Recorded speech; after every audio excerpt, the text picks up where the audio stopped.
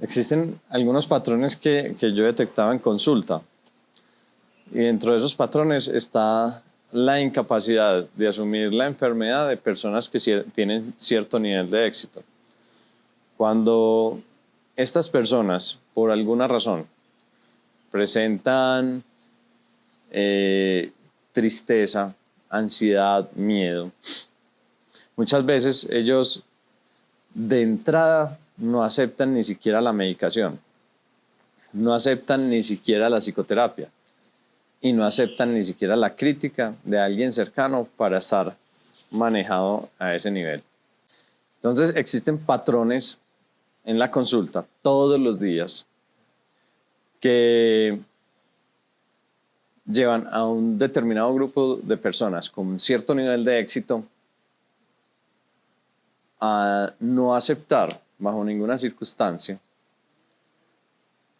que pueden tener una afectación del ánimo o una afectación del comportamiento o una enfermedad del ánimo o del comportamiento que necesiten manejo un médico por un psiquiatra y acompañamiento por psicología, pues con una psicoterapia.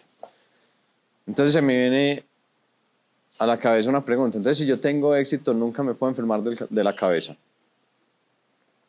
Y eso para mí es muy llamativo, porque no solo se ve pues a nivel del fútbol, que es una cosa que a mí me apasiona, que cuando nos va mal, de alguna forma existen algunos jugadores que no aceptan ninguna crítica. Y si usted no acepta ninguna crítica, pues tampoco va a tener la capacidad de asumir un mejoramiento. Entonces, se queda corto el proceso.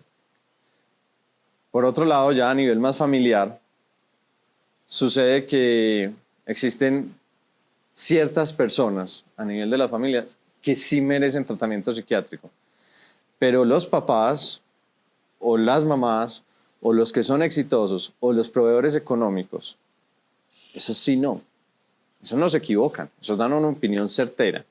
Esa opinión está teñida de un equilibrio en su ánimo, en su comportamiento, que puede inclusive llevar a un juicio y a un señalamiento de la persona que sí tiene una enfermedad. Entonces, cuando nos negamos a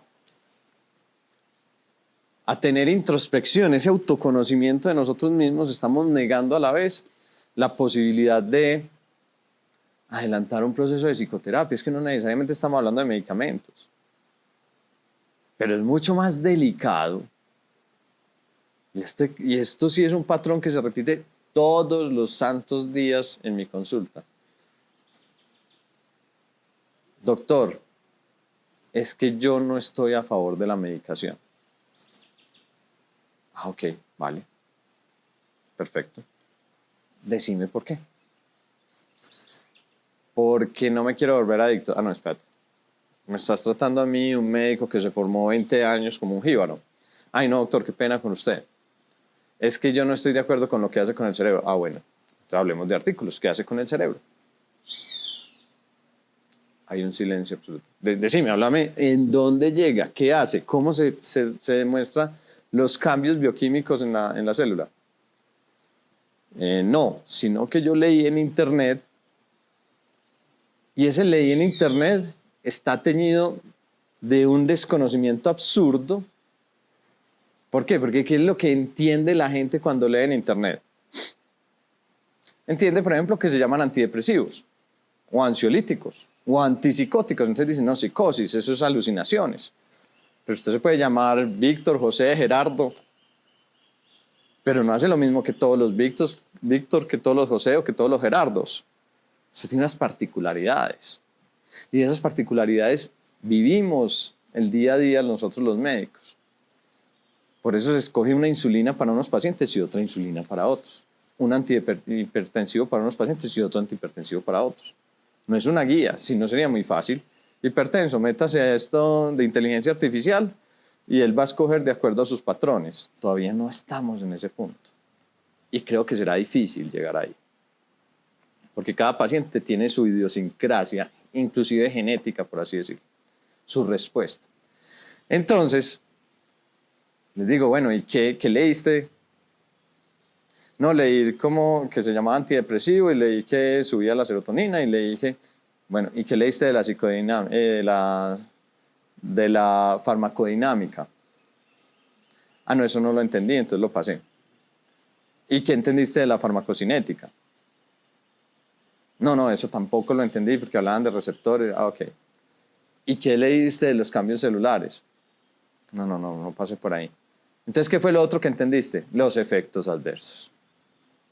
Cuando usted lee solo los efectos adversos, se está negando a los efectos benéficos.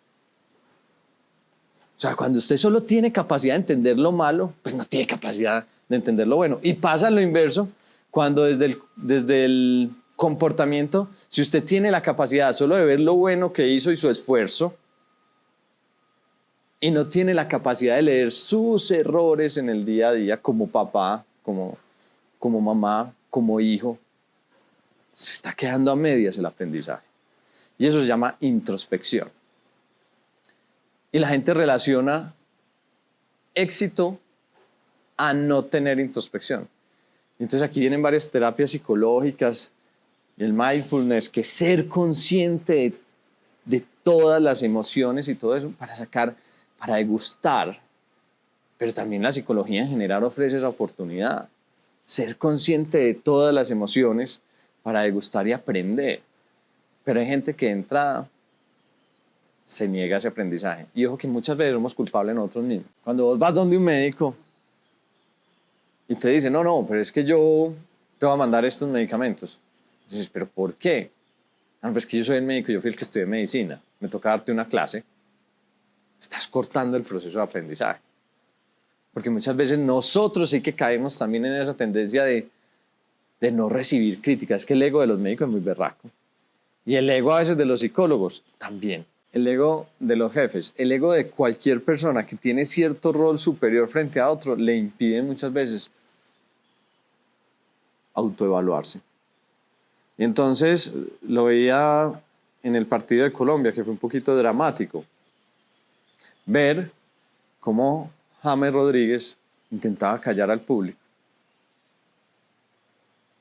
James juega mejor que cualquiera de los 55,000 espectadores que están allá. Mejor. Tiene los argumentos de conocimiento y de práctica mucho más. Pero de alguna forma, mostrar en esos episodios de tanto estrés, un poquito de cordialidad, de empatía, porque todos están sufriendo, él también, sería muy valioso. Entonces esto le va a los jefes, esto le va a los papás.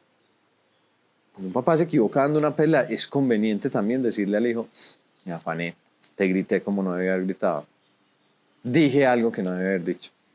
Cuando un papá se molesta con la mamá delante de los hijos, también tiene que decir, esa reacción que pasó con tu mamá no es la adecuada.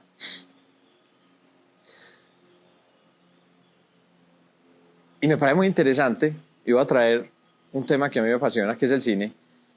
Y en Encanto hay un momento donde la gran cabeza de la familia, la película Encanto de Disney, esta que hicieron sobre Colombia, el gran momento de la familia, la gran persona que está a cargo de la familia, hace una reflexión y esa introspección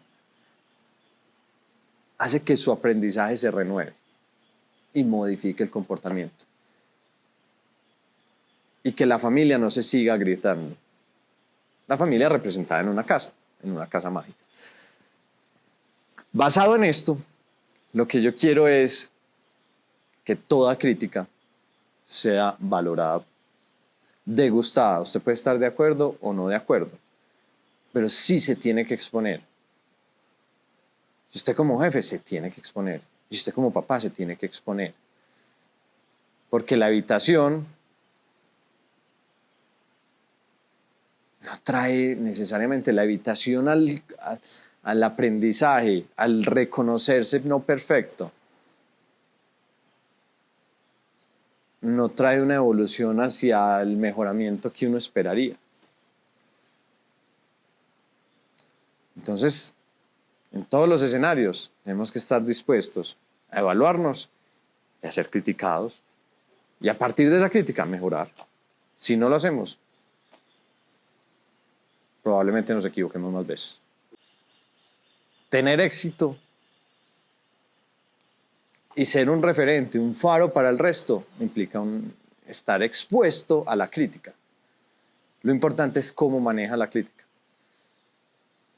Y por eso yo también admiro mucho a un jugador que tiene una capacidad brutal de autoevaluarse,